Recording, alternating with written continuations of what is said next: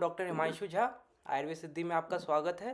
आज हमारे साथ है डॉक्टर रवि गोयल सर, जो कि आज हम लोगों को संधिवात और आमवात पे का डिफरेंशियल डायग्नोसिस बताएंगे। कैसे कोई पेशेंट आता है, उसको अपन मैनेजमेंट कैसे करना है और लाइन ऑफ ट्रीटमेंट क्या रहेगा, और चीज़ें सर आज हमसे डिस्कस करेंगे ना। तो नमस्ते सर, आपका बहुत बहुत धन्यवाद, आपने हमको थोड़ा सा टाइम दिया अपने बिजी शेड्यूल से। हम लोगों को भी ज़रूरत है सीखने की, काफ़ी सारी चीज़ें सीखनी है आपसे। और चलिए सर, आप बताइए सर, आप नमस्कार सर। स्टार्ट करते हैं इस वेबिनार को। ओके, सभी को नमस्कार। सबसे पहले गुड इवनिंग। हम्म। और सबसे पहले आयुर्वेद सिद्धि का बहुत बहुत धन्यवाद, जो हमको ये प्लेटफॉर्म आज मिला है, हम्म। जिससे सभी को आयुर्वेद के प्रति कुछ ना कुछ सीखने को मिलेगा, आयुर्वेद के प्रति कुछ ना कुछ करने को आगे फ्यूचर में मिलेगा। तो आज का जो टॉपिक है वो बहुत ही अच्छा और इम्पोर्टेंट टॉपिक है। और आयुर्वेद में इसमें इतना स्कोप है कि सिर्फ इसी के ऊपर काम करके आप महीने के लाखों रुपए, तो बहुत छोटी बात हो गई है, बहुत लंबा चौड़ा आप इसमें काम करके फ्यूचर सेट कर सकते हो। हम्म। इतने पेशेंट है इसमें, इतने पेशेंट है, बस आपको इसमें आपकी मास्टरी करनी पड़ेगी। आपको इसके ऊपर फोकस करना पड़ेगा, पढ़ना पड़ेगा, सीखना पड़ेगा। एक लाइन और एक मैं आपको गाइडेंस आज जरूर बता दूंगा कि किस तरीके से इसमें सोचना है, किस तरीके से इसमें आगे बढ़ना है। बस उसी पाथ पे अगर आप बढ़ते जाते हैं तो बहुत पेशेंट है, एक पेशेंट आप टिक करते हैं वो 5 पेशेंट लेके आता है। और जैसे आयुर्वेद में बोलते हैं कि आयुर्वेद बहुत स्लो काम करता है, तो ऐसा कुछ नहीं है। और इन व्याधियों में स्पेशली आयुर्वेद इतना अच्छा काम करता है, इतनी सारी इमरजेंसी थेरेपीज आपके पास है कि आप जैसे ही उसको थेरेपीज वगैरह करते हैं, इंस्टेंट पेशेंट को 70-80% रिलीफ मिलता है और वहीं से पेशेंट खुश होकर चला जाता है। हम्म। लेकिन थेरेपीज का ऐसा रहता है कि वो परमानेंट रिलीफ कई बार नहीं दे पाती है। जो नए केसेस हैं, अभी अभी हुआ है, उसमें अगर आप थेरेपी करते हैं तो पेशेंट को काफी अच्छा रिलीफ फर्स्ट सेटिंग में ही हो जाएगा। लेकिन अगर कॉम्प्लिकेटेड केस रहता है, पुराना केस है, क्योंकि ज्यादातर पेशेंट आपके पास ऐसे आएंगे जो 8 साल पुराना, 10 साल पुराना, तो उन केसेस में थेरेपी से आप उसको सरप्राइज कर सकते हैं, इम्प्रेस कर सकते हैं। फिर अपना जो प्रॉपर ट्रीटमेंट है, दोष अनुसार चिकित्सा है, उसको करके आप पेशेंट को पूरी तरह से ठीक कर सकते हैं, जिसमें पंचकर्म, मेडिसिन और थेरेपीज का तीनों का योग रहता है। हम्म। तो आज मैं आपको इसमें टोटल इन एंड आउट पूरा आपको बताऊंगा कि कैसे इसमें अपने को डायग्नोसिस करना है, कैसे इसमें विचार करना है, कैसे कैसे इसमें आगे बढ़ना है, कैसे कैसे ट्रीटमेंट करना है। तो इसको अगर आप फॉलो करते हैं तो बहुत अच्छे से आप काम कर पाएंगे और प्योर आयुर्वेद चिकित्सा करके एक बहुत अच्छी इनकम आप जनरेट कर पाएंगे। हम्म।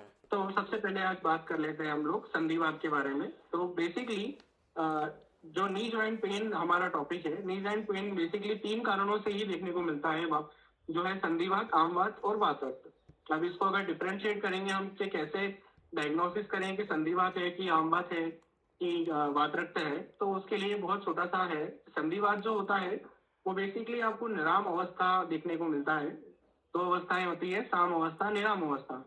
हम आज जिसमें एक बहुत बड़ा थ्योरी है, जिसको आज शॉर्ट में मैं आपको बता देता हूँ क्योंकि वो बहुत इंपॉर्टेंट है। हर व्याधि में उसकी बहुत वैल्यू है। तो कोई भी व्यक्ति की अगर डाइजेशन में प्रॉब्लम है, अग्नि उसकी मांद है, तो वो सामावस्था की कैटेगरी में आता है। उसकी अग्नि अच्छी है, तीक्ष्ण है या अधिक है, तो वो निराम अवस्था की कैटेगरी में आ जाता है। अगर वो सम अवस्था में अग्नि है, निराम अवस्था है, तो वो एक स्वस्थ व्यक्ति की अग्नि मानी जाती है। लेकिन कई केसेस में निराम अवस्था में भी व्याधियां उत्पन्न होती है, तो वो अग्नि की तीक्ष्ण अवस्था होकर निराम दोष के अनुसार वहां पे अग्नि में प्रॉब्लम मानते हैं, तो उसको सम अवस्था हम अग्नि की नहीं बोलेंगे। तो आम और निराम में देखने के लिए सबसे पहले क्या देखना है, तो 2-3 चीजें उसमें बेसिकली रहती है जो अग्निमान के सिम्टम्स है। जैसे कि उसको भूख नहीं लगेगी, उसकी जिह्वा अगर आप देखेंगे तो उसमें व्हाइट कलर की कोटिंग मिलेगी, अनसेटिस्फाइड उसको मोशन होगा, और मोशन के बाद उसको ऐसा फील होगा जैसे कि पूरी तरह से उसका क्लियर नहीं हुआ है, और एक अनसेटिस्फेक्शन उसके रहेगा। तो ये सिम्टम है आम के। ये सबसे पहले आपको पूछना ही पूछना है पेशेंट से। इसको आप अगर पूछते हैं तो आपको वहां पे आम निराम समझ में आ जाएगा, और आम निराम को पकड़ के फिर आपको अपना आगे का ट्रीटमेंट प्लान करना है। तो कुछ चीजें और मैं आपको बता देता हूँ। सबसे पहले डिफरेंशियल डायग्नोसिस संधिवात और आमवात में हम कैसे करेंगे। कोई पेशेंट आपके पास आया है और वो आके आपको सीधा यही बोलेगा कि मेरे घुटनों में दर्द है। हम्म। अब एक घुटने में दर्द भी हो सकता है या दोनों नी जॉइंट में भी उसको पेन देखने को मिल जाता है, कई अलग अलग केसेस रहते हैं। लाइन ऑफ ट्रीटमेंट दोनों में लगभग सेम ही रहता है, क्योंकि बेसिकली हमको दोष के अकॉर्डिंग उसमें आगे बढ़ना है। तो पेशेंट आपके पास आया है, पहली कंडीशन यही है कि पेशेंट की सबसे पहले आपको एज देखना है। पेशेंट की एज अगर 50+ है तो फिर वहाँ प्रोबेबली चांसेस रहते हैं कि संधिवात का केस है, क्योंकि संधिवात ज्यादातर ओल्ड एज वाले लोगों में ही देखा जाता है। ठीक है, फिर कुछ ऐसे माइन्यूट से सिम्टम है जिससे आप समझ पाएंगे कि आम बात है या संधिवात है। पहले तो उसका सामने नाम ही देख लीजिए। और आचार्य चरक ने संधिवात की आम अवस्था को ही आम बात बताया है, मतलब आम बात की निराम अवस्था को संधिवात बताया है। तो सेम कंडीशन में निराम अवस्था होगी तो संधिवात और आम अवस्था होगी तो आम बात। लेकिन इसमें भी एक छोटा सा फैक्ट रहता है, कई बार संधिवात में आपको आम अवस्था देखने को मिलती है, तो उसका फिर कैसे समझेंगे, ये तो बात ही अलग हो गई। तो उसका सीधा सा रहता है कि जब आमाशय गत आम अवस्था है और नी जॉइंट पेन है तो फिर वो संधिवात की कैटेगरी में आएगा। लेकिन आमाशय का जो आम है वो जब धातुगत हो गया है, धातुगत होने के बाद जब वो अस्थि धातुगत हो गया है और उसके बाद नी जॉइंट पेन क्रिएट कर रहा है तो फिर वो आम अवस्था आम बात की कैटेगरी में चली जाएगी। मतलब आमाशयगत साम अवस्था आपको संधिवात में भी देखने को मिल सकती है, और धातुगत अगर वो हो जाएगी तो संधिवात कन्वर्ट हो गया है पेशेंट का आम बात में। फिर वहां पे लाइन ऑफ ट्रीटमेंट पूरा चेंज हो जाता है। वैसे तो लगभग ट्रीटमेंट सेम ही रहता है, लेकिन कुछ एडवांस और कुछ अलग से मेडिसिन हमको प्लान करनी पड़ती है आम बात के केसेस में, क्योंकि उसका फोकस पूरा हमारा पाचन पे रहता है। ठीक है, दोष के अनुसार समझ ले, निराम अवस्था है, संधिवात है, तो सीधा वात की तरफ आप दृष्टि करेंगे तो संधिवात आपका वात पूरा रोग आपको समझ में आएगा। अगर निराम साम अवस्था के साथ में वात है तो थोड़ा सा आप पहले पाचन करेंगे, फिर आप यापन चिकित्सा करते हैं। यापन चिकित्सा में वात का अनुलोमन होता है, कफ का वर्धन होता है, तो उससे वात का शमन भी होगा, वात का अनुलोमन भी होगा, तो एक ही तरह से यापन चिकित्सा हो जाती है। तो संधिवात वहां पे पेशेंट का पूरी तरह से ट्रीट हो जाता है। वैसे ही अगर आप आम बात में जाएंगे तो आम बात में पूरा पेन का जो कारण रहता है वो पूरा आम होता है। जो अस्थिगत आम हुआ है वही दर्द का कारण होता है। तो जब तक उसका आम पाचन नहीं होगा, जब तक आम बात में रिलीफ नहीं होता है। संधिवात में तो आपने बहुत आसानी से वात की चिकित्सा कर देते हैं तो बहुत फटाफट रिलीफ मिलता है, लेकिन आम बात की केसेस में एक तो पेन भी बहुत सीवियर होता है कई बार, क्योंकि वो पूरा आम के ऊपर डिपेंड करता है। जैसे आमद ज्वर में ज्वर जो होता है वो आम के ऊपर डिपेंड करता है, जितना ज्यादा आम है उतना हाई फीवर होता है। वैसे ही आम बात में आम अगर ज्यादा है तो फिर आम की पाचन से ही वहां पे रिलीफ मिलता है। ठीक है, अब कुछ सिम्टम्स मैं आपको बता देता हूँ कि संधिवात और आम बात में कैसे डिफरेंशिएट करना है, जो कि बहुत कंफ्यूजिंग हो जाता है। लेकिन जो मैं बता रहा हूँ उसको अगर आप थोड़ा सा फोकस करके अगर इस डायरेक्शन में आप चलते हुए डिफरेंशियल डायग्नोसिस करते हैं तो बहुत आसानी से आप डिफरेंशिएट कर लेंगे। जिसमें फर्स्ट तो मैंने आपको बता ही दिया, पेशेंट की एज के 50+ है तो चांसेस है संधिवात में वो पेशेंट होगा। ऐसा जरूरी नहीं है कि हो संधिवात ही है, लेकिन थोड़ा सा चांसेस ज्यादा है। फिर सेकंड क्वेश्चन, जो सेकंड पॉइंट होता है वो ये है कि अगर पेशेंट चल रहा है या पेशेंट दौड़ रहा है या पेशेंट कोई वर्क कर रहा है जिसका लोड उसकी नी पे आ रहा है, उससे अगर दर्द बढ़ रहा है तो पेशेंट को संधिवात है। और अगर वो बहुत देर से बैठा है, चाहे वो चेयर पे बैठा हो चाहे वो वॉशरूम में बैठा हो, फिर जब उसको उठने में प्रॉब्लम हो रही है, उठ नहीं पा रहा है, उठने में दर्द हो रहा है या बैठने के बाद एकदम से दर्द उसको हो रहा है, तो वो कंडीशन आम बात की कैटेगरी में चली जाती है। उसमें दर्द के साथ में कई बार पेशेंट को जकड़ाहट भी फील होती है।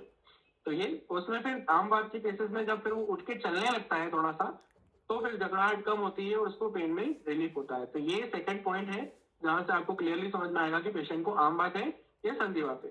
दूसरी चीज, अगर आप जब स्पर्श करते हैं पहले उसको जब नी जॉइंट को आप देखते हैं तो आम बात के केस में वो थोड़ा सा ब्राइट दिखता है, संधिवात के केस में थोड़ा सा ब्लैक दिखता है, क्योंकि बात का गुण श्याम होता है तो वो श्याम रंग में आपको देखने को मिलता है, आम बात में ऐसा नहीं मिलता। दूसरी चीज, संधिवात में वो नॉर्मल स्पर्श आपको वहां पे मिलेगा, आम बात में आपको वहां पे शीत स्पर्श देखने को मिलता है। संधिवात में लगभग नॉर्मल ही स्पर्श आपको वहां पे देखने को मिलेगा और आम बात में शीत रहेगा। और वैसे ही वात रक्त में अगर आप चले जाओगे तो वहां पे उष्ण स्पर्श देखने को मिलता है। पेशेंट को अगर वहां पे हाथ लगाने पे गर्म आपको स्पर्श मिल रहा है तो वो वात रक्त की कंडीशन हो जाती है। क्यों? क्योंकि वात रक्त में वात के साथ में पित्त का अनुबंध हो जाता है। वात के साथ में अगर कफ का अनुबंध होगा तो आम वात के साथ में पित्त का अनुबंध होगा तो वो वात रक्त की कैटेगरी में हो जाता है। उसका पूरा लाइन ऑफ ट्रीटमेंट अलग रहता है, वो एक क्षयज अवस्था की ओर बढ़ता जाता है। तो ये पॉइंट आपका हो गया जहां से आप लगभग डिफरेंशियल डायग्नोसिस कर पाएंगे। और फिर इसमें ट्रीटमेंट की जब हम लोग बात करते हैं तो सबसे पहले इसमें आपको थेरेपीज में बताऊंगा जिससे आप इमरजेंसी ट्रीटमेंट प्लान करेंगे, उसका इमरजेंसी उसको आप रिलीफ दे पाएंगे। और ये बहुत जरूरी है अगर आप वात रोग पे काम करना चाहते हैं, ज्वाइंट पेन पे काम करना चाहते हैं, तो आपके लिए बहुत जरूरी है कि आपको ये थेरेपीज जरूर आना चाहिए, जिसमें सबसे इम्पोर्टेंट है एक तो अग्निकर्म, अग्निकर्म संधिवात में बहुत ही बढ़िया रिजल्ट लेके आती है। जैसे ही पेशेंट को आपने अग्निकर्म किया वैसे ही पेशेंट को वहां पे रिलीफ होने लगता है। आम वात की कैटेगरी में अग्निकर्म नहीं करना है, सिर्फ संधिवात की कैटेगरी में ही आपको अग्निकर्म करना है। अग्निकर्म करना वैसे तो कई लोगों को आता है, नहीं आता है तो एक छोटा सा मैं समझा देता हूँ। एक बार करके आप देख लोगे तो आ जाएगा, बहुत ज्यादा कॉम्प्लिकेटेड चीज उसमें ऐसा कुछ नहीं है। नॉर्मली सिर्फ आपको नी जॉइंट जो है वहां पे आपके थंब से आप थोड़ा सा हाईली प्रेस करो।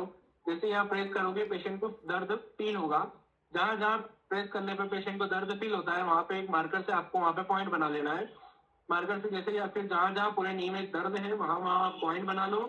उस पॉइंट फिर उस पॉइंट पे आपको पूरे पे आपको एलोवेरा जेल अप्लाई करना है। उससे पेशेंट को थोड़ा सा कॉन्फिडेंस आ जाता है। ये तो पेशेंट आप जब अगर शलाका गर्म करते हैं तो पेशेंट वहां शलाका को देख के ही वहां पे थोड़ा सा डर जाता है कि यार ये गर्म है या लगेगा है ऐसा वैसा। तो पेशेंट को बिल्कुल कॉन्फिडेंस के साथ करना है कि कोई प्रॉब्लम आपको नहीं होगी। हल्का सा हम इसमें प्रिक करेंगे, उसके ऊपर से हम मेडिसिन लगा देंगे तो आपको बिल्कुल भी पता नहीं चलेगा, हल्का सा होगा। वैसे ही हम लगा देंगे मेडिसिन तो आपको कोई दर्द वहां पे फील नहीं होगा। ऐसे पेशेंट को कॉन्फिडेंस अगर आप देते हैं तो लगभग सभी पेशेंट कराने को तैयार हो जाते हैं। पेशेंट को पहले से नहीं बताना है, पेशेंट को हमेशा टेबल पे लेके जाओ, पेशेंट को सब कुछ कर लो।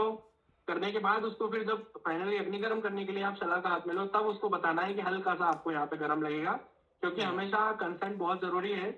कंसेंट के बिना अगर कोई काम करते हैं तो पेशेंट कभी भी आपके थोड़ा सा रिस्की रहता है। वहां पे आपको बोल देना है, उस अवस्था में जाके पेशेंट मना नहीं करता। फिर वहां पे आप जैसे ही बोलेंगे हल्का सा लगेगा, दवाई लगा देंगे, कोई प्रॉब्लम नहीं होगी। एलोवेरा जेल आपने लगाया, पॉइंट बना लिए, पॉइंट लगाने के बाद जैसे ही फिर आपको पिन पॉइंट उसको अग्निकर्म करना है।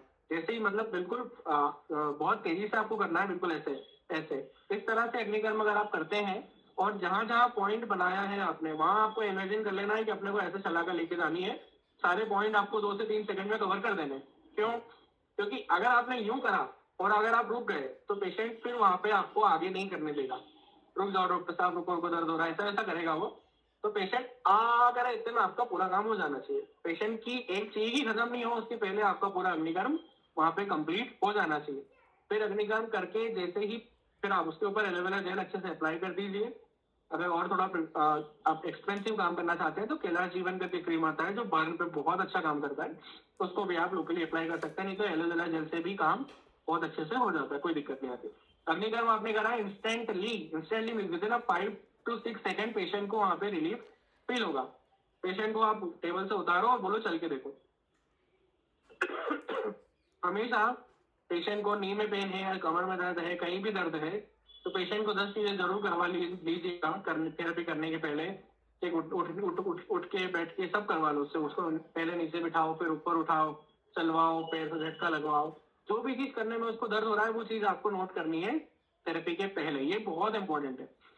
ये कई बार पेशेंट ऐसे थोड़े से पगलू टाइप के आते हैं जो जिनको रिलीफ होता है वो मना कर देते हैं कोई रिलीफ नहीं हुआ, तो उनको फिर समझाना पड़ता है, दिखाना पड़ता है कि देखो ये रिलीफ है। तो पेशेंट को जरूर कराएं। कमर में दर्द है तो उसको झुकवाओ, उठवाओ, बैठवाओ, सब करवाओ। जैसे ही फिर उसको लगे हाँ दर्द यहाँ हो रहा है सर ये करने में, बस फिर उसको पकड़ के लिटा के थेरेपी आपको करनी है। अग्निकर्म करो। और नी जॉइंट पेन में अग्निकर्म बहुत अच्छा काम करता है। वात रक्त की अवस्था अगर देखने को आपको मिलती है, निराम अवस्था है, थोड़ा जलन वगैरह है तो फिर वहां पे कपिंग थेरेपी आपको करनी है। कपिंग थेरेपी में भी कुछ नहीं है, हिस्मा कप मार्केट में बहुत आसानी से मिल जाता है, बहुत ज्यादा कॉस्टली भी नहीं आता है। इतना मतलब इतना वो प्राइस का ही मिलेगा आपको कि आप 1 या 2 पेशेंट में उसका पैसा कवर कर लोगे। तो फिर जलन अगर पेशेंट को फील होती है वहां पे घुटने में तो फिर आपको कपिंग करना है। आप जलो का भी लगा सकते हैं लेकिन जलो का थोड़ा सा लेंदी प्रोसेस हो जाता है। अगर आप करना चाहते हैं तो आप कर सकते हैं। और जलो का नहीं लगाना है तो कपिंग बहुत आसानी से हो जाता है। नॉर्मली आपको पेशेंट को जहां जहां पे भी दर्द है, जहां जहां पे भी जलन फील हो रहा है वहां पे आपको उस साइज का एक कप बिल्ड करना है, प्रिक करना है। लेंथ सेट आता है नॉर्मली, इसमें बहुत छोटी सी निडल होती है, उससे बहुत सेफली हो जाता है, कोई दिक्कत नहीं आती। थोड़ा स्पीडली उसको करना है, ऐसे काम हमेशा स्पीडली करना चाहिए। उसके बाद आप कप लगाओ और सक्शन पंप से उसको शक करो। कई बार क्या होता है ऐसी जगह पे पेशेंट दर्द बताएगा जहाँ पे सक्शन पंप वहां पे प्रॉपरली अटैच नहीं हो पाता है। ऐसी ये प्रॉब्लम्स आती है, इसलिए मैं थोड़ा सा इन पे बता देता हूँ कि आप नहीं तो फिर नया ट्राई करोगे पहली बार में, अगर आपको ऐसी प्रॉब्लम फेस करनी पड़ी तो आपको समझ में नहीं आएगा क्या करें। तो ऐसी प्रॉब्लम अगर आपके साथ आती है, नॉर्मली आपको कुछ नहीं करना है, सक्शन पंप लगा के उसको कंटिन्यूअसली सक करना है। कंटिन्यूअसली आप सक करते जाओ, उसमें 10-15-20 ml के आसपास ब्लड लगभग निकले। उसके बाद आप उसको निकाल के कॉटन से साफ करके उसके ऊपर जो भी डेटॉल वगैरह या नॉर्मली टेस्टो कोई भी सैनिटाइजर लगा के पेशेंट को फिर आपको छोड़ देना है। उसमें भी with in 10 to 15 second patient को इंस्टेंटली रिलीफ मिलता है। पेशेंट उतरेगा, चल के देखेगा, उसमें ही उसको रिलीफ हो जाएगा। कई बार केसेस में हाथ में भी हाथ की उंगलियों में भी पेशेंट के साथ सेम दर्द लेके आता है। मेरे पास कई पेशेंट ऐसे आए हैं, 4-5 साल से उनको दर्द हो रहा है और कोई रिलीफ उनको नहीं होता है, पेन किलर वगैरह सब कुछ खा के आते हैं। फिर पता चलता है कि वातरक्त की अवस्था है, वहां पे जलन उनको मिल रही है। उसमें आप जलों का लगाएंगे तो बहुत अच्छा मिलेगा। इंस्टेंटली आप रिलीफ देना चाहते हैं, छोटी साइज का कप लो, प्रिक करके और उसको सब कर लो। 10 से 15 ml ब्लड जैसे ही वहां से निकलेगा, पेशेंट का दर्द जो है वो आधा हो जाएगा।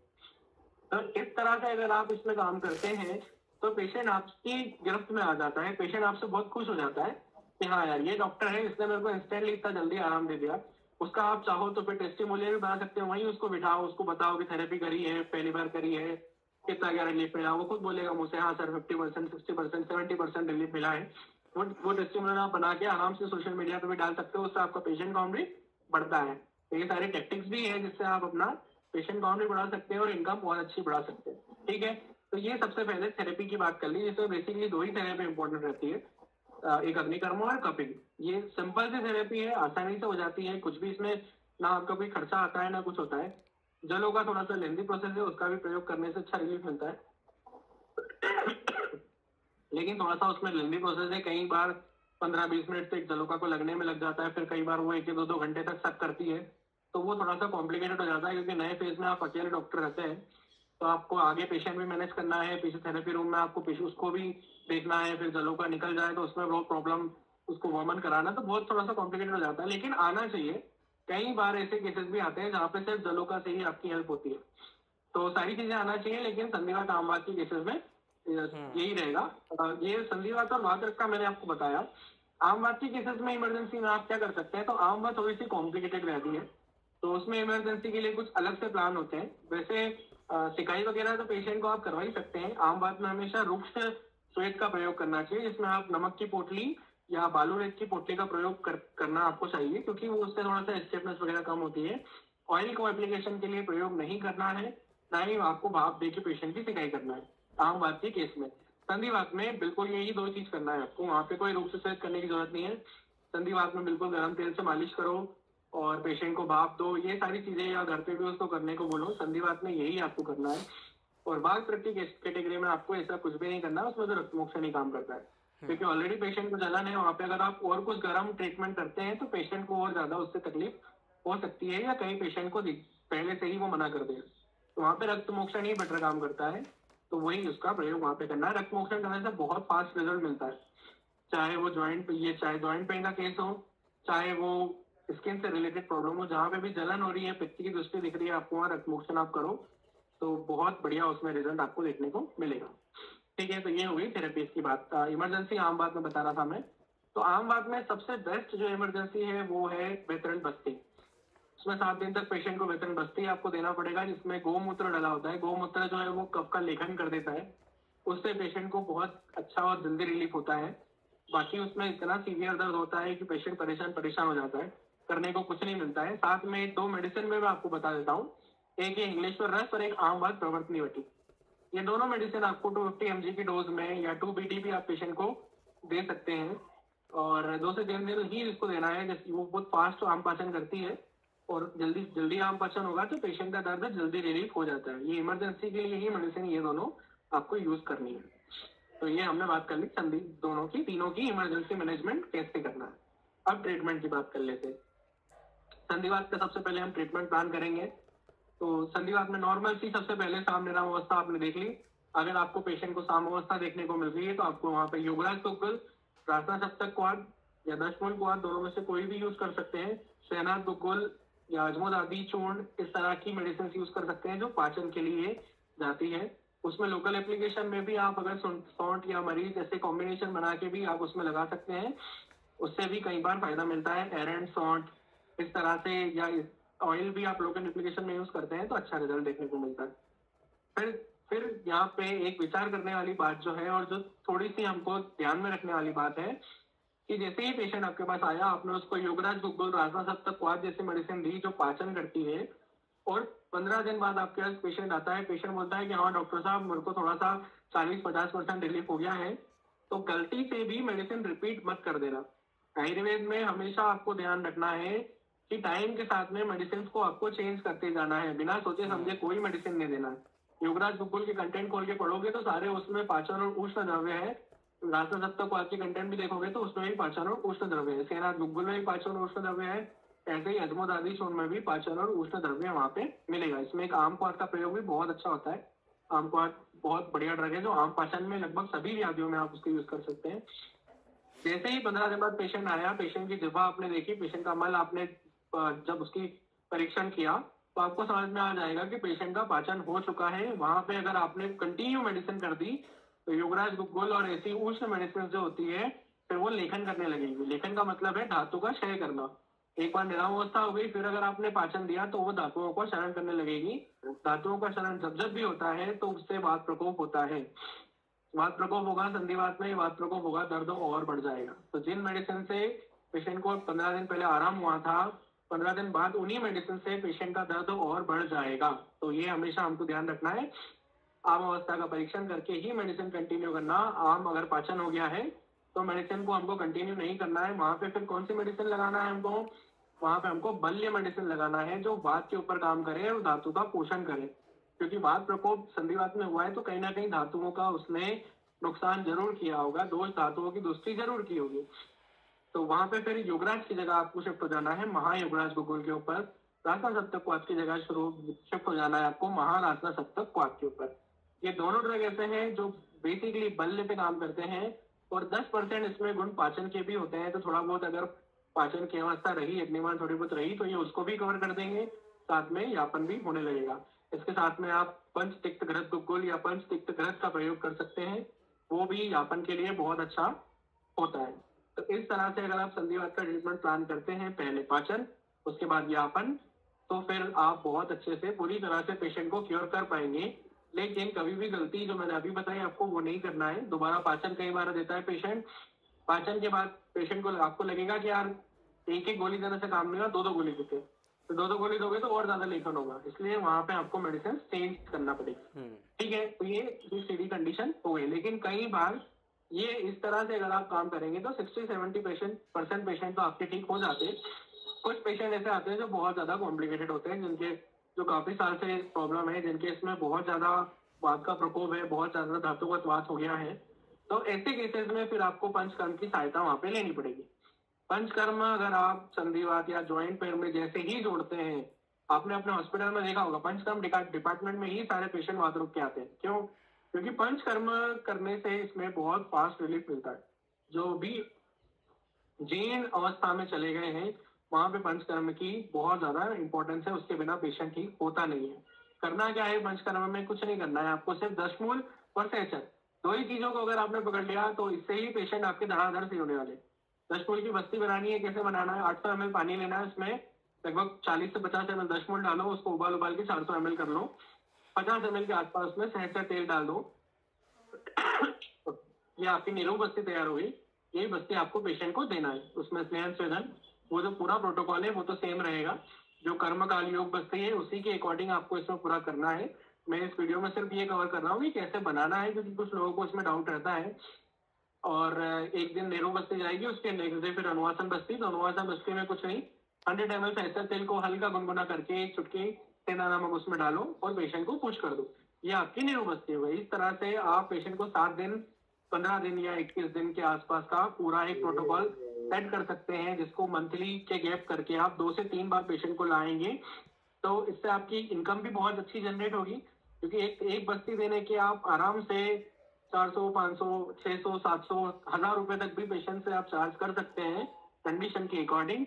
जैसा पेशेंट आपको सामने दिखता है, गरीब व्यक्ति है तो उसको सस्ते में कर दो, अमीर व्यक्ति है तो ज्यादा में भी कर सकते हो। उसके हिसाब से आपको प्लान करके अपने अकॉर्डिंग उसमें करना है। इस तरह से प्लान करोगे तो बहुत अच्छी मार्जिन से इनकम भी कर पाओगे, पेशेंट भी बहुत अच्छे से ठीक होगा और बिल्कुल अच्छे से आपको रिजल्ट मिलने वाले। और लोकल एप्लीकेशन के लिए भी मैं एक ऑयल बता देता हूँ जो बेसिकली बहुत अच्छा काम करता है, जो है महाविष गर्भ तेल। आपको जिसमें लेना है 100 ml, 200 ml इसमें मिलाना है आपको सरसों का तेल, 50 ml मिलाना है तारपीन का तेल। ऐसा एक कॉम्बिनेशन बना के आप पेशेंट को लोकल एप्लीकेशन के लिए दीजिए। तारपीन का तेल इसमें इसलिए मिला है क्योंकि तारपीन जो होता है बहुत ज्यादा सूक्ष्म गुण वाला होता है, तो वो डीपली जाके आपको आपके जो बाकी ऑयल है उनको डीपली ले जाके वो उनका डीपली उसका रिजल्ट वहां से निकाल के लेके आता है, इसलिए तारपीन का उसमें प्रयोग अच्छा रहता है। आम बात में कोई तेल का प्रयोग नहीं करना है, तो इस तरह से आप इसमें प्रयोग कर सकते हैं। मैंने आपको बता दी, डोज के अनुसार भी आपको समझा दिया। अब चाहे वातरक्त हो, नाइट्रोजन, चाहे कटिस हो, चाहे स्पॉन्डिलाइटिस हो, कुछ भी हो, इन का प्लान अगर उन व्याधियों में भी कर देंगे तो पूरा वात में नहीं, तो वही पकड़ना है जो मैंने आपको अभी बताया। डोज के अनुसार आपको आम और निराम अवस्था को देख के मेडिसिन प्लान करनी है। अग्निकर्म और कपिंग वगैरह का प्रयोग आप साथ में कर सकते हैं। ठीक है, आप बात कर लेते हैं आम बात की। आम बात में पाचन सबसे ज्यादा इंपॉर्टेंट है, तो पाचन के ऊपर ही बेसिकली फोकस करना है। इसमें युवराज गुग्गुल, सेहनाथ गुग्गुल, एक अजमोदादी चूर्ण करके आया है अपने भेषज रत्नावली में, बहुत बढ़िया ड्रग है। उससे आम बात का ही रोगाधिकार है, उसका पाचन में बहुत अच्छा रहता है, उसका प्रयोग जरूर करना है। 10 मूलकात का प्रयोग कर सकते हैं। एक मेडिसिन और मैंने एक्चुअली मेरा खुद का योग है, जालू संधि पोषक टेबलेट नाम है उसका, तीनों अवस्था में उसका प्रयोग कर सकते हैं, बहुत बढ़िया ड्रग है। और बेसिकली उसमें मेन फोकस जो हम लोगों का रहा है कि ऐसे कंटेंट हमने खोज के निकाले थे जो एक तो उष्णवीर्य हो, उष्णवीर्य होने के साथ में स्निग्ध हो, स्निग्ध होने के साथ में कषाय हो। क्यों कषाय? कषाय की यहाँ पे क्या इंपॉर्टेंस है कि कषाय जब भी जॉइंट पेन, जब भी संधिवात में प्रॉब्लम आती है तो कई बार आपने सुना होगा गैप हो गई, तो ये मैं बेसिकली मैं आपको बता देता हूँ कि वहां पे आयुर्वेद की दृष्टि से हमको कैसे सोचता है। तो मान लीजिए ये मेरे पास मॉडल है इस समय नी जॉइंट का, तो ये दो आपको टेंडन दिखेंगे जिनसे ये जॉइंट ऐसे बंधा रहता है। अब ये जब कभी भी जो बोलते हैं कि भैया गैप कम हो गई या पास पास आ गए हैं, तो उसमें कोई ग्रेस व्रेस हम लोग नहीं देखते, कोई कुछ नहीं देखना हमको, ये सब फालतू की बात है आयुर्वेद के अकॉर्डिंग अगर आप सोचते हैं तो।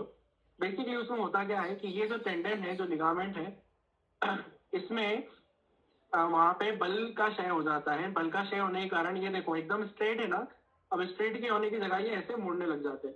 अब ये मुड़ने लगेंगे तो जो इन दोनों हड्डियों को अपने स्थान पे दूर दूर रखने का काम ये दोनों ही करते हैं, और जब ये दोनों ही मुड़ जाते हैं तो फिर वो नीचे की तरफ खसक के दोनों हड्डियां पास पास आने लगती हैं। तो वहां पे दिक्कत क्या हुई कि दोनों लिगामेंट और टेंडन जो है वो फोल्ड हो गए हैं। तो उसमें क्या कर सकते हैं हम लोग, वहां पे हमको कुछ नहीं करना है, वहां पे हमको बल देना है। जैसे ही बल देंगे तो टेंडन लिगामेंट वापस अपने स्थान पे स्ट्रेट हो जाएंगे, उसमें स्ट्रेंथ आ जाएगी, और स्ट्रेंथ आते ही वो दोनों फिर जॉइंट्स को दूर दूर कर लेंगे। तो इस तरह से अगर आप पेशेंट को भी एक्सप्लेन करते हैं कि आप कैसे काम करेंगे, क्योंकि पेशेंट एक्सरे हमारा ये सब करा के आता है जब वो परेशान होता है, तो उसको पता होता है कि हाँ भैया हमारी हड्डी घिस रही है, दोनों पास पास आ गई है, गैप खत्म हो गई है, अब आप बताओ कि गैप दूर दूर कैसे करोगे। तो फिर उनको इस तरह से आप समझा सकते हो, इस तरह से हम टेंडेंस और लिगामेंट को बल देके और उन दोनों की गैप को खत्म करेंगे। तो इस तरह से पेशेंट भी समझेगा और आपको भी समझ में आएगा कि कैसे हमारी मेडिसिन उसमें काम करती है। तो वहां पे जो जानु संधि पोषक टेबलेट के अंदर जो ड्रग है वो कषाय रस वाला इसलिए होना चाहिए ताकि वहां पे कसावट लेके आए। उसके साथ में स्निग्ध गुण से वात का शमन करेगा, ऑयल भी मिलेगा, और साथ में उष्णवीर्य होने के कारण भी वात का शमन करेगा। क्योंकि कषाय रस जो होता है कहीं ना कहीं वात प्रकोप करता है, तो हमको उसके साथ में ऐसे गुण भी चाहिए थे जो कषाय रस से वात प्रकोप हो, तो स्निग्ध और उष्ण उस वात को बैलेंस कर दे। तो ऐसा ड्रग हमने कॉम्बिनेशन करके बनाया था जिसमें श्रेयागोन, सुरंजन और शल्य की गोंद, ऐसे हमने 2-3 तरह के गोंद यूज किए थे, क्योंकि गोंद में ही ऐसी प्रॉपर्टी आपको देखने को मिलेगी। अश्वगंधा, पुनर्नवा, लोद्र, कुकुरानक भस्म, ऐसा एक कॉम्बिनेशन हमने इसमें बनाया था, इसका बहुत अच्छा हमको रिजल्ट मिला। और संधिवात केस हो गया, आम बात हो गया, सभी में ये बहुत अच्छा काम करता है। संधिवात में बहुत बढ़िया इसका रिजल्ट निकल के आता है। ठीक है, अब आम बात में हम लोग बात जो मेडिसिन मैंने आपको बताई, इसके साथ में एक और इम्पोर्टेंट चीज रहती है आम बात में कि पेशेंट को विरेचन जरूर कराना है। कफ का क्षय, कफ को आपको लेखन जरूर करना है, कफ का निःसरण जरूर करना है, तभी पेशेंट को रिलीफ मिलता है। तो एक बहुत इंपॉर्टेंट ड्रग है इसमें जो आम बात में इसका यूज करना बहुत जरूरी है, जो है नॉर्मल सा एरंड तेल। पेशेंट को डेली आपको शाम को 10 ml या 15 ml एरंड तेल देना है, या आप चाहें तो 30-30 ml एरंड तेल पेशेंट को दो 3 दिन तक, उसके बाद 4 दिन का गैप करके फिर 30-30 ml दो। इस तरह से भी कफ का लेखन करके आप जैसे जैसे कफ निकलेगा तो आम का पाचन बढ़ेगा। तो एरंड तेल का प्रयोग बहुत इंपॉर्टेंट है। एरंड तेल आम को भी कवर करेगा, उष्णवीर्य होने से वात का भी शमन करेगा, और ऑयल है इसमें है तो वात में तो काम डेफिनेटली उसको करना ही है। तो इस तरह से आम बात में आप काम कर सकते हैं। बस्ती में वेतन बस्ती का प्रयोग कर सकते हैं।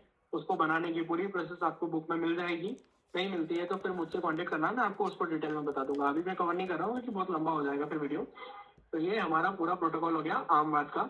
इसमें भी वैसे ही आपको काम करना है, युवराज, गुग्गुल और ये सारी जो पाचन अवस्था है, पहले पाचन अवस्था को कवर करके फिर अगर पेशेंट निराम अवस्था में जाता है, दर्द रहता है, तो फिर यापन के साथ आप कंटिन्यू करके पेशेंट को पूरी तरह से ठीक कर सकते हैं। हाँ, आम बात में एक और इम्पोर्टेंट चीज रहती है कि आम बात में पेशेंट को मॉर्निंग स्टिफनेस देखने को मिलती है, पेशेंट की उंगलियों में जकड़ाहट देखने को मिलती है। पेशेंट से जरूर आपको पूछना है कि आप जब सुबह उठते हो तो आपकी क्या उंगलियों में जकड़ाहट होती है? पेशेंट बोलेगा हाँ होती है, बस तो आपको समझ जाना है ये कैटेगरी आम बात की है, यहाँ पे आम बात की अवस्था है। तो फिर आपको आम बात का प्लान करके वैसे ही पेशेंट को ट्रीटमेंट देना है। पेशेंट उससे बहुत, तो इस तरह से अगर आप प्लान करेंगे तो आम बात भी आपका पूरी तरह से कवर हो जाएगा। साथ में मैं फटाफट वात रक्त को भी कवर कर देता हूँ। वात रक्त में कुछ नहीं है, वात और रक्त की दृष्टि है, रक्त मतलब पित्त। तो जब वात के साथ में पित्त की दृष्टि हो जाएगी तो फिर वहां पे वात रक्त की अवस्था देखने को मिलती है। इसमें हमको ऐसी मेडिसिन यूज करना है जो रक्त शोधन, रक्त प्रसादन हो, वात का शमन करने वाली हो। साथ में इसमें और वात और पित्त का शमन करने वाली हो, पित्त को बैलेंस करने वाली हो। साथ में यापन होना बहुत जरूरी है, क्योंकि वात पित्त की अवस्था हो गई मतलब कफ का क्षय। कफ का क्षय मतलब यापन, लेखन ज्यादा हो गया है, बॉडी में क्षयात्मक अवस्था है, प्राकृत कफ खत्म कम हो गया है, तो फिर कफ का क्षय हो गया है, तो फिर वात पित्त का शमन करने वाली मेडिसिन का प्रयोग करेंगे जो यापन करती है।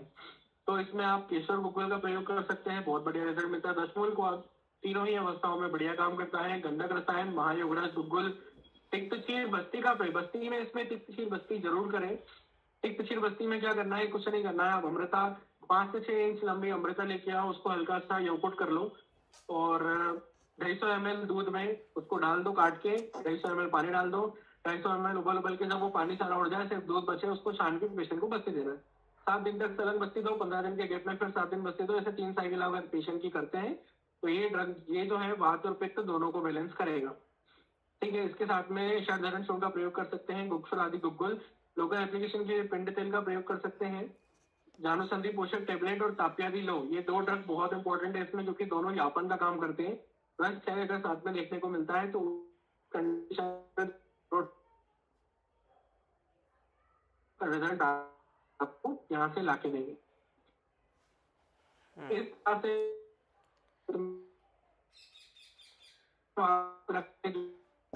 प्रोसेस अगर आप करते इंपॉर्टेंस रहती है। तो सबसे पहले रक्त मोक्षण करो, उसके बाद ये ट्रीटमेंट जो मैंने बताया उसके अकॉर्डिंग अगर आप चल जाएंगे तो बहुत आसानी से आप इसको मैनेज कर सकते हैं। तो ये सारी जो जितनी भी मेडिसिन थी इनके डोसेज में अभी नहीं बता पाया, अगर हुआ तो एक मैं पूरा नोट्स का पीडीएफ सेंड करके हिमांशु को दे दूंगा तो वो आपके साथ शेयर कर देगा, क्योंकि डोसेज बताना सबकी अलग अलग तो बहुत ज्यादा टाइम वेस्ट हो जाता। जी सर। क्योंकि बहुत टॉपिक बड़ा था और टाइम हमारे पास कम था। तो ये संधिवात, आमवात और वात रक्त मैंने यहाँ पे पूरा कवर कर लिया है। इसके अलावा अगर कोई आपके डाउट हो तो आप पूछ सकते हैं। सो किसी के भी डाउट हैं वो अपना माइक ऑन करके पूछ सकता है या फिर मैसेज में टाइप कर सकता है, कुछ भी जो भी डाउट है आपके, क्योंकि जी सर।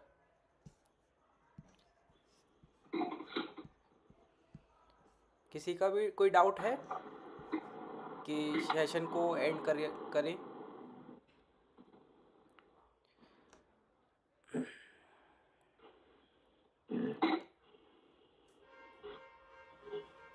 तो सर ने आज हमको बहुत ही अच्छा बात बताया, संधिवात और आमवात और वात रक्त भी थोड़ा सा सर ने कवर कर लिया।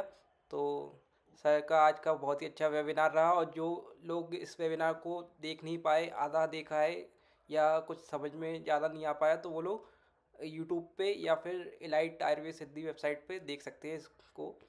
सर किसी का क्वेश्चन आया है कि आम बात में जो स्वान नेक डिफॉर्मिटी होती है उसका बताइए। आम बात में नहीं, वो एक्चुअली वात रक्त में देखने को ज्यादा मिलती है। और डिफॉर्मिटी अगर हो गई है तो उसमें ज्यादा कुछ करने के लिए हमको नहीं बचता है, सिर्फ उसमें दर्द और जो है इन्हीं को आप मैनेज कर सकते हैं। पेशेंट को जो डिफॉर्मिटी हो गई उसको कुछ नहीं कर सकते, लेकिन हाँ जो दर्द हो रहा है, जो तकलीफ हो रही है, वो सारी चीजें आप साथ में उसमें उस पे काम करके पेशेंट को इतना रिलीफ जरूर दे सकते हैं। उसके लिए वही सारी चीजें करना है, सेहन स्वेदन बत्ती का प्रयोग कर सकते हैं, लोकल एप्लीकेशन के लिए तेल दे सकते हैं, सांप मेरा अवस्था देख के उसका दोष का पाचन कर सकते हैं।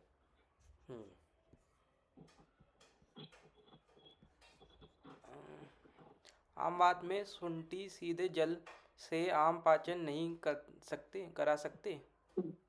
बिल्कुल कर सकते, बहुत अच्छा ड्रग है। शुंठी सिद्ध जल का प्रयोग, कोई भी सिद्ध जल का प्रयोग अगर आप करते हैं तो उसका रिजल्ट और बढ़िया निकल के आता है। तो बिल्कुल डेफिनेटली शुंठी सिद्ध जल का प्रयोग आप कर सकते हैं। थोड़ा सा इस चीज का जरूर ध्यान रखना कि ज्यादा लंबे समय तक यूज करने पे निराम अवस्था आने के बाद अगर उसको कंटिन्यू करते हैं तो पेशेंट मात्र रखती अवस्था में जा सकता है। पाचन होते ही उसको बंद करना है, और मात्रा थोड़ी सी ज्यादा मात्रा दोगे तो यूरिन में बर्निंग वगैरह देखने को मिल जाती है। बाकी हाँ, डेफिनेटली बहुत अच्छा ड्रग ऑफ चॉइस है, आप बिल्कुल इसके साथ जा सकते हैं। जल से भी और अगर साथ पाचन में नहीं हो सकता, किसी को जलन भी होती है तो आप नागरमोथा पे शिफ्ट कर सकते हैं। शुंठी के साथ शुंठी बंद करके नागरमोथा सिद्ध जल देने लगोगे, पित्त की जो दिक्कत आई है वो भी कवर हो जाएगी। जल से भी आम पाचन नहीं होता तो